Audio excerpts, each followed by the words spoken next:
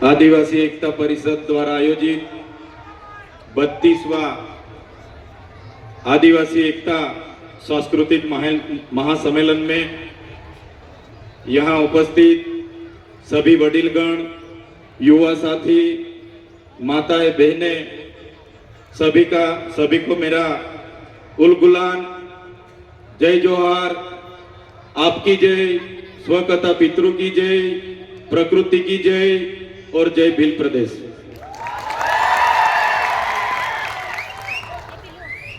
साथियों,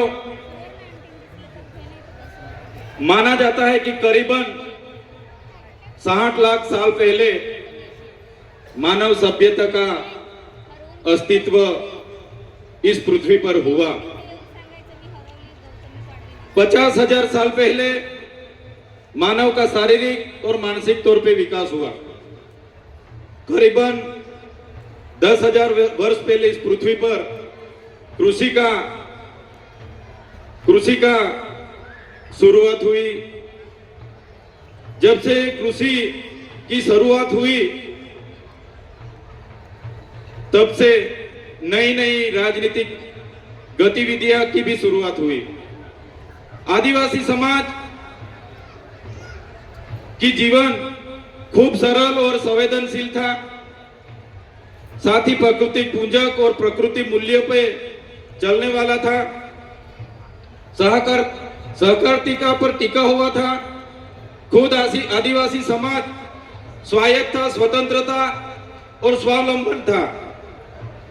जैसे जैसे समय बढ़ता गया, जैसे बाहर के लोगों ने यहाँ आना शुरू कर दिया, जैसे बाहर से आर्य आए, शक आए, होण आए, और यहाँ जो आदिवासी बसा हुआ था, मूल मालिक था, यहाँ की संपत्ति पर कब्जा जमाने के हेतु उन्होंने यहाँ जो सरदार थे, हमारे छोटे मोटे कस्बे कबीला के सरदार थे, राजा थे, रजवाड़े थे, उन आदिवासी राजाओं के साथ संघर्ष हुआ। संघर्ष में कई सारे हमारे कस्बा कबीले की सरदार, कई सारे राजा उस संघर्ष के दौरान हार गए। कहीं ना कहीं बाहर के लोगों ने यहाँ पे आधिपत्य जमाया। बाद में धीरे धीरे चलते हुए हम देखेंगे तो उन लोगों के साथ ही साथ विदेशी फ्रेंच आए, पोर्टुगीज आए, स्पेनिश आए, अंग्रेजों आए, मुगल आए, कई सारे लोगों ने इस देश पे आकर यहाँ की संपत्ति को, यहाँ की खनिज संपदा पर अपना अपना कब्जा जमाया। ऐसे ही चलता रहा। जो आदिवासी अपने प्रकृति पूजा, स्वावलंबन, स्वतंत्र, स्वायत्त, खुद की कमी, खूब कम चीजों पर अपना जीवन जी रहा था, उस आदिवासी को कहीं ना कहीं इस संघर्ष में उतरना पड़ा और कहीं ना कहीं अपनी प्रकृति से, अपनी संस्कृति से, अपनी समाज से उसको बिछड़ना पड़ा। साथियों, हम सब जानते हैं कि जब यहाँ पे पूरे विश्व पे अंग्रेजों का शासन था, 50% अंग्रेजों का पूरे विश्व पे शासन था, तब मेवाड़ में राणा पूंजा भील, राजस्थान के हल्दी घाटी में हल्दी बाई, वैसे ही मध्य प्रदेश में चितू, मध्य प्रदेश में टट्या भील, जैसे अनेक लोगों ने अंग्रेजों के खिलाफ बंड पुकारा था। जैसे महाराष्ट्र की बात करें, खाज्या नायक, उमिया नायक, यहाँ के जितने भी उस समय के क्रांतिवीर थे, अंग्रेजों के खिलाफ अपनी अपनी लड़ाई लड़ रहे थे। हमारे गुजरात की बात करें, कोटला मेहता, केसरी सिंह जैसे लोग वहां भी क्रांति कर रहे थे। ऐसे ही सभी लोगों ने क्रांति की, अपनी अपनी जगह पे जितना हो सके उतनी क्रांति की। जैसे कि मानगढ़ धाम की बात आती है, गुरु गोविंद जी की आगेवाई में वहां संघ सभा मिली और 1913 में हत्याकांड हुआ। 1500 भी ज्यादा लोग कि यहाँ वहां शहीद हो गए। इतनी सारी देश की आजादी में हमारे लोगों का योगदान रहा। देश आजाद हुआ 1947 में। देश आजाद होने के बाद तब तो माना जाता था कि देश आजाद हो गया, लेकिन जो लोकतांत्रिक सरकारें इस देश पे शासन पे आई तो अंग्रेजों की जो भी कानून व्यवस्था थी वही कानून नीतियां चलती रही। तो साथियों, देश तो पूरा आजाद हो गया, लेकिन फिर भी आदिवासी समाज आज भी अब खुद गुलाम की महसूस कर रहा है। आप और हम सब जानते हैं, कई सारी पार्टियां बनी, कई सारे धर्म संप्रदाय आए, कई सारे संगठन बने, लेकिन अपनी अपनी संख्या बढ़ाने के अलावा किसी ने भी कुछ नहीं किया। सबसे बदतर परिस्थिति इस देश में कोई किसी की होगी तो हमारे आदिवासी समाज, जो मूल निवासी समाज बोला जाता है, मूल मालिक समाज बोला जाता है, इस समाज की इस देश में हुई है।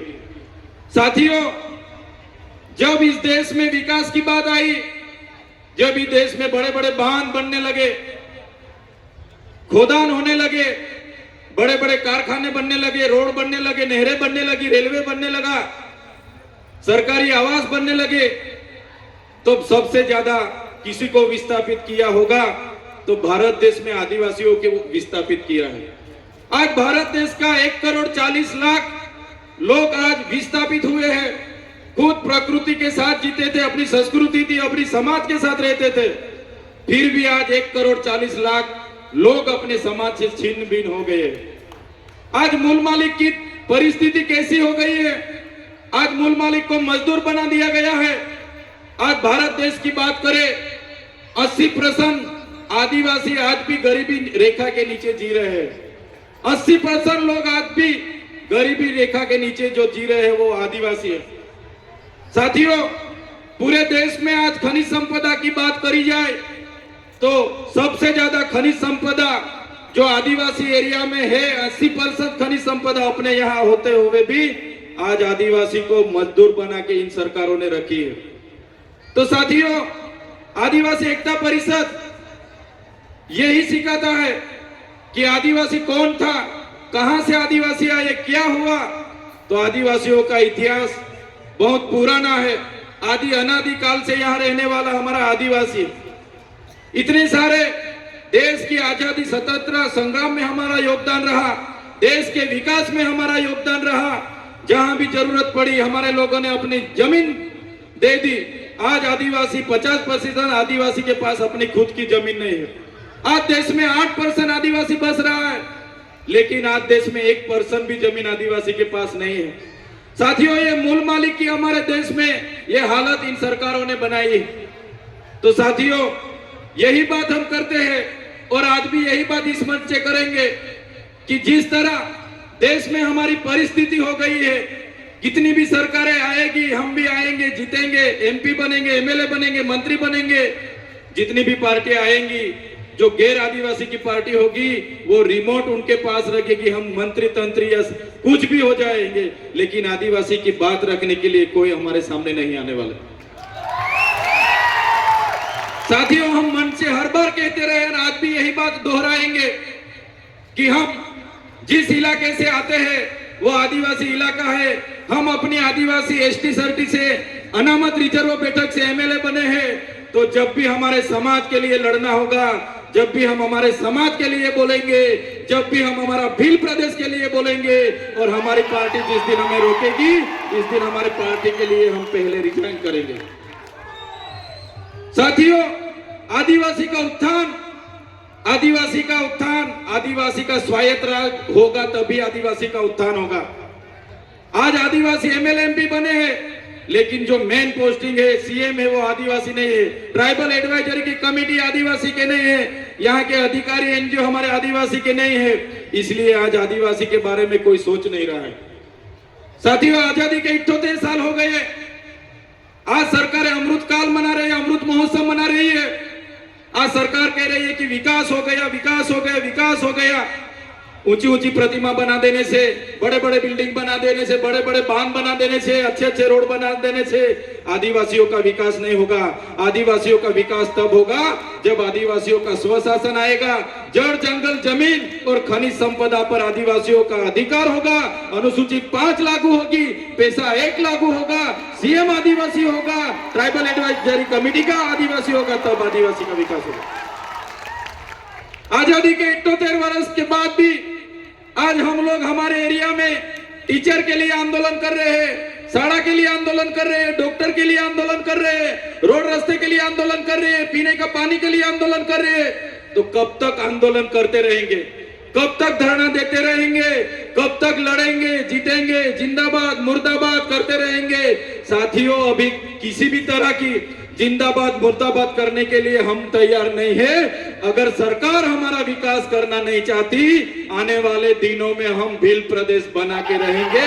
जो हमारा भील प्रदेश था, जो हमारा भील प्रदेश था, आजादी के बाद उस भील प्रदेश को महाराष्ट्र, मध्य प्रदेश, राजस्थान और गुजरात में बांट दिया है।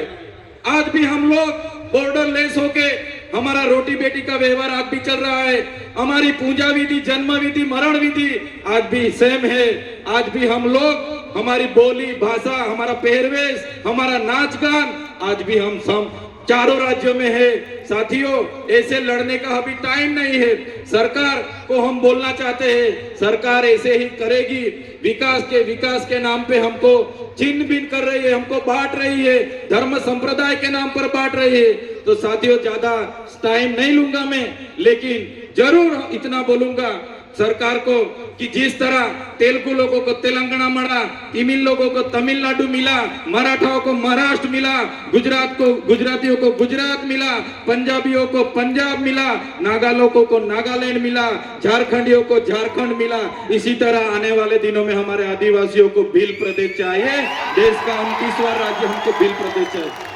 भील प्रदेश हम बना के रहेंगे, ये हमारा अधिकार है। संविधान ने हमको अधिकार दिया है। भाषा की तौर पे, जाति की तौर पे हमको भील प्रदेश मिलना चाहिए। मेरे तमाम वडील बुजुर्ग, मेरे युवा साथी, मेरी माता बहनों को भी अपील करता हूं इस मंच से, आने वाले दिनों में जो आदिवासियों का विकास करना होगा तो स्वतंत्र राज चाहिए, और स्वतंत्र राज यही होगा, भील प्रदेश बनेगा तभी हमारा राज आएगा। धन्यवाद। जय जोहार, जय आदिवासी, जय भील प्रदेश।